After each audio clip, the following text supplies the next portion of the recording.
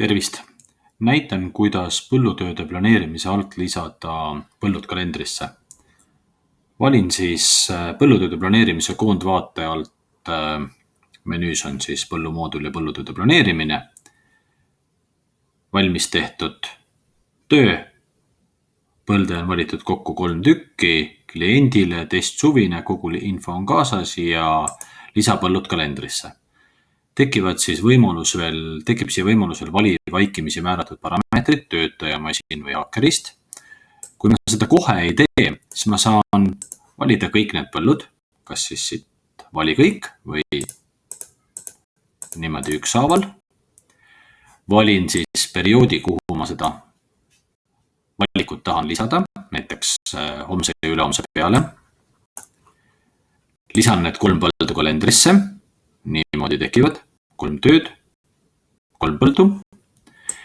Ja nüüd lähen näiteks töögraafiku ajajoonele. Ja töögraafiku ajajoone all on nad siin nüüd samamoodi 2 päeva peale näha. Ja siin saan siis näiteks kas neid juba jaotamata tööde alt lisada vastavalt kellele vaja või kopeerida. Hoides all kontrollklahvi, klikkides peale, muutub siniseks ja kui nüüd uuesti klikkida valitute peale, on siin võimalik kopeerida või liigutada. Mina valin kopeeri, valin siit nüüd vastava töötaja, kellele ma seda kopeerida tahan, näiteks Max Pitt. Kopeerin valitud 3 sündmust teisele ressursile, okei. Ja nüüd olen ma nad siia ära kopeerinud.